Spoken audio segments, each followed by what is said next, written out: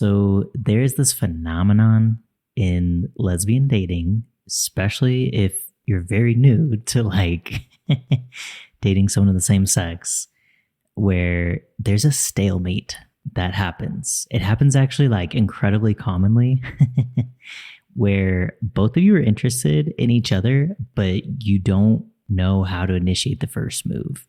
Or maybe like you have an idea of what it could look like, but you can't like bring yourself to do it.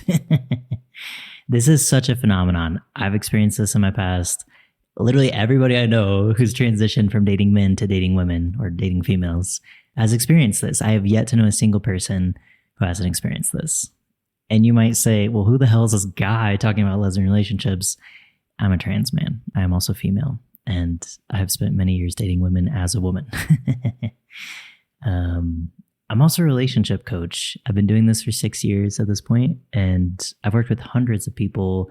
I've worked with a lot of lesbians, and literally so many people come to me with this issue. So I thought, well, let's talk about it.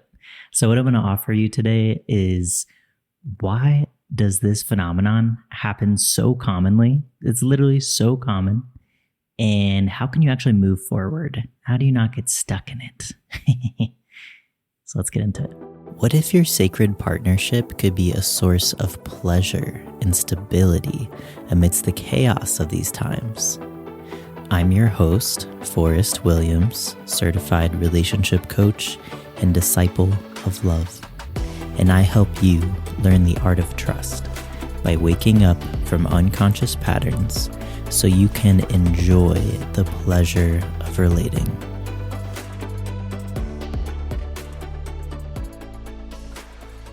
So why does this happen? To be just blunt with you, it's because there are so many females, there's so many women who have experienced either sexual assault or sexual harassment. I think sexual harassment is so normalized in a patriarchal society, but also like sexual assault is insanely common. I don't have a statistic for you. I don't know if you need to hear a statistic. I'm not like a statistics kind of person. I have a Pisces moon, so I'm very like touchy-feely. But I know myself, like living as a woman before I transitioned to a man, have experienced a variety of that kind of thing personally. And like literally every woman I know has experienced that. It just seems like the norm, which sucks. It's unfortunate. But because it is so normal, like most women, most females have experienced some form of sexual harassment or sexual assault. And so with that kind of life experience, it's this natural phenomenon where you think, well, oh gosh, I don't want to be that person to make someone else feel uncomfortable. Because I'm sure you've been in a position where some guy is hitting on you and you're probably not interested. Maybe it's like something very public and it just feels like straight up harassment, but it could also be when you're on a first date and someone's trying to make a move and you're like, oh God, what do I do? Like this guy is like leaning in to kiss me and I am not interested. It's a really uncomfortable position to be in. And so, you know, I'm sure some men experience this, especially gay men compared to straight men, but like a vast majority of women have experienced this. And so when you're in that dating pool of people who have experienced that kind of discomfort, it only makes sense that you are thinking about the other person and thinking about uncomfortable experiences that you've had that you don't want to perpetuate. You don't want to be on that side of the equation. And so what it naturally does is it creates some sort of hesitancy or some sort of doubt. And I know for myself, I've experienced this feeling when there was clear mutual chemistry. We were both clearly interested in each other. And I remember I had this feeling of like, so we were like sitting down next to each other, kind of like looking at each other deeply. And you could just feel there was a kiss coming, but the tension was lingering for so long that I was like, oh my God, who is going to initiate? Like you could feel it was going to happen, but it also very well could have not happened if there was never an initiation. It was kind of that feeling of like, oh God, it's just like that moment felt like hours. It was really uncomfortable. So for me, it's shown up personally as like, there's a clear mutual desire, but there's still that hesitancy to actually like do the thing. Like, how do you make the move? So I'm going to offer you a solution. It's actually insanely simple and it's very counterculture. This does not happen a lot in the dating world. And I would say especially in the hetero dating world. But where I do see this normalized the most is in queer community, and particularly I would say Sapphic community. If you don't know what Sapphic means, it's like women loving women, or like female loving female. That's how I like to identify with it because I'm very Sapphic and I'm a man, so it's nuanced and different people have different opinions about who belongs to the Sapphic category, but that's my take on it. So how do you move forward in a situation like this where there is a dead stalemate? There's either mutual desire or you're in a position where you're like, I definitely like this person. I don't know if this person likes me, or if they do like me, are they ready to kiss? Like, I don't know. So when you're in that kind of situation, the solution is a practice that I like to call spacious consent. You've probably heard about consent. It's very popular concept. There's this very popular, I think, mutually agreed upon idea that consent is fluid and it's ongoing. So you can change your mind at any point, and it's not set in stone. It's not in this moment I said yes, and so for the next 10 minutes it's the yes to everything. Consent can be very nuanced. But what I don't hear people talking about is actually creating spacious consent. So to explain to you what spacious consent is, I'm actually going to start by telling you what it's not. So what it's not is, let's say you're listening to Apple Music and your listening gets interrupted. The app says you need to accept these new terms of agreement or else you can't keep listening to our music. And let's say you've been using this app for years. You've got multiple playlists, you're emotionally invested in this platform. You're infrastructurally invested in this platform. And so, of course, you're just going to click, okay, you didn't actually read the terms and conditions, but what are you going to do? Not listen? Even if you were to take 20 minutes to get out of a magnifying glass, read all the terms and conditions, what are you going to disagree with one? You're not going to agree, So there's no space in this. It's technically an agreement. I mean, it's not even, I wouldn't call that a technical agreement. That's what they're calling it. But in order for it to be an agreement, there has to be mutual consent, right? And when there's that power dynamic and when there's zero space, it doesn't really create the conditions for authentic consent. So when we look at spacious consent, this is the opposite. It's creating as much space as possible to give the opportunity to say no so that you can really trust when it's a yes. It's all about authenticity and saying what you mean. But when things are rushed, when you're pressured, you might not always give an authentic answer. You might be put in the spot. You might get nervous. You could even black out. You could even disassociate, So spacious consent is really where it's at. It's literally so simple, but it is a practice. So the more you practice it, the more natural it becomes, the less you have to think about it, and the more easily you can enjoy your dating experience. So let's look at some examples so you can work with this very practically. One example of spacious consent. So let's say you're at a skating rink or something, or on a first date, and you feel this desire to hold her hand. You might feel this tension inside of you of oh goodness, what do I do with this feeling? Because maybe a guy would just grab your hand, or maybe he might even ask you, can I hold your hand? And while that is assertive to say can I hold your hand, it doesn't actually create a ton of space. So it depends on the context. I think assertiveness is just fine for someone with no history of trauma, and particularly history of experiencing sexual harassment or sexual assault. But when you're establishing trust, you're still getting to know someone, and you want to create as much space as possible. Sometimes assertiveness actually isn't the move. Sometimes softening it down can create more space around it. So one example of this is actually just saying out loud, I'm noticing I'm feeling I would kind of want to hold your hand.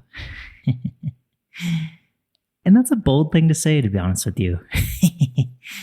I think there is some assertiveness in that because I imagine it would bring some like butterflies or some feeling of adrenaline or some kind of rush to like confess this desire.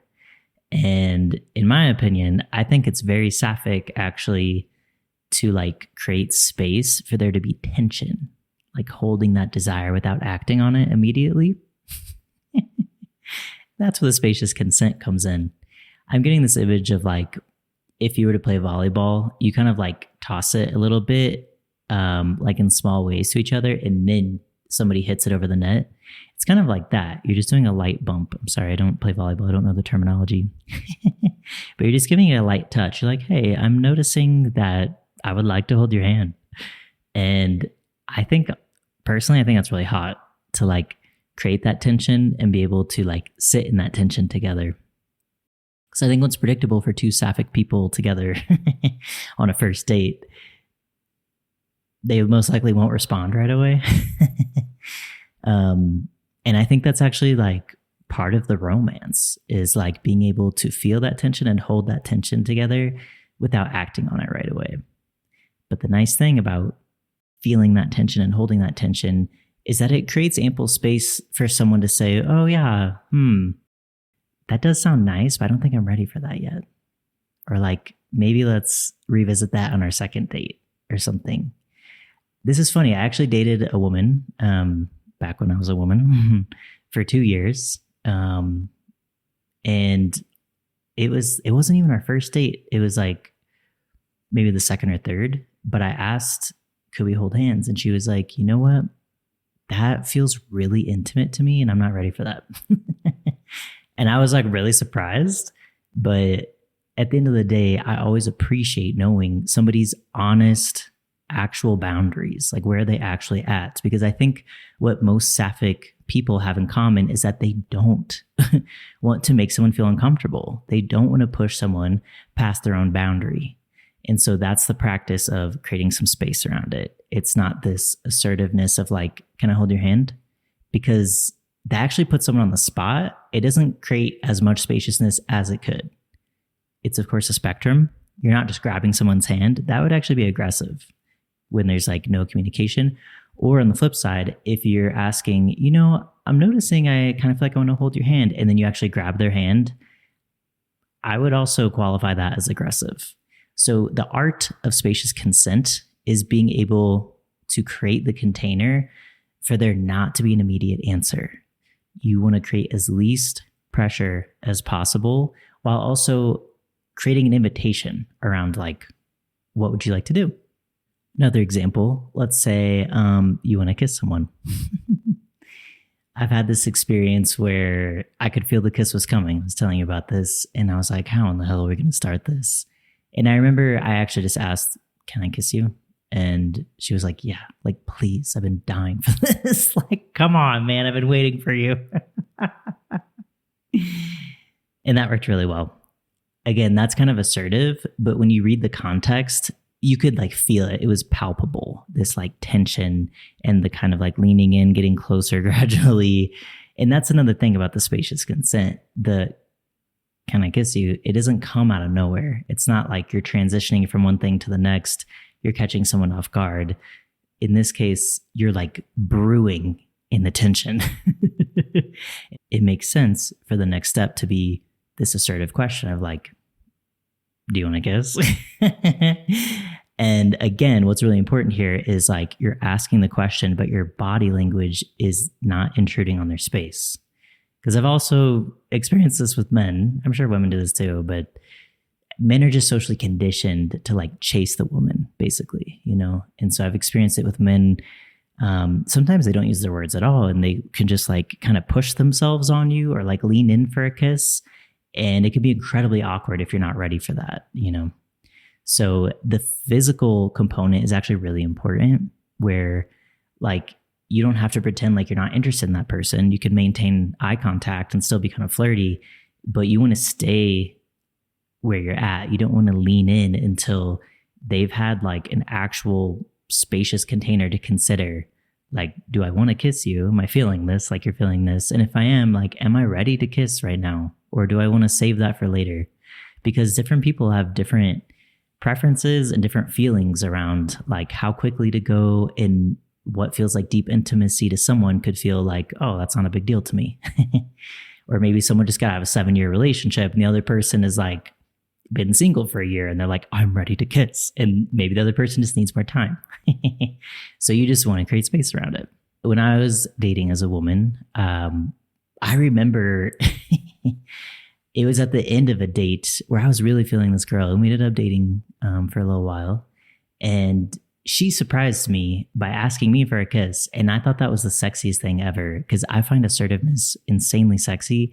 And I think particularly for people who are socialized as women, because the social programming for women and for females, like if you grow up that way, is to not be assertive. It's to be passive. And then for the man actually to be kind of aggressive, like to be making the move without communicating verbally, or to be pursuing, not taking no for an answer, that whole social like programming. And so me personally, I have a lot of Aquarius placements. I think like countercultural things are really sexy. So it's not easy, I think, for many women. For some women, I'm sure they're just naturally more assertive despite the social programming. But for many women and people who've grown up female and socially conditioned that way, it can feel challenging to be more assertive, even if it's not this, can I kiss you question. It could be like on the spectrum of assertiveness of like, oh, wow, I noticed like I can't stop looking at your lips and I'm kind of wondering what it would be like to kiss you. It's like kind of direct, but it's not aggressive. You're not like leaning in. You're not saying, do you want to kiss? You're kind of like warming up and hinting at it. And that creates the opportunity for them to respond. And depending on their response, that could lead you closer towards a kiss, or it could lead you further away. But you're creating the opportunity in a spacious way. So you're not funneling them in one direction, but you're just kind of seeing where will it go. You can co-create the outcome together. Another way to check in with somebody and see like, would they also be interested in kissing you? You can ask something like semi-direct, but not aggressive. So it's something like, how would you feel if I kissed you? It's open-ended. You stay in your space. You're not like, how would you feel if I kissed you? You're not like leaning in while you're saying it. And so, you can also observe their body language and see what happens, like, do they kind of tense up? Do they back away? Do they look relaxed? Are they softening? Are they getting excited?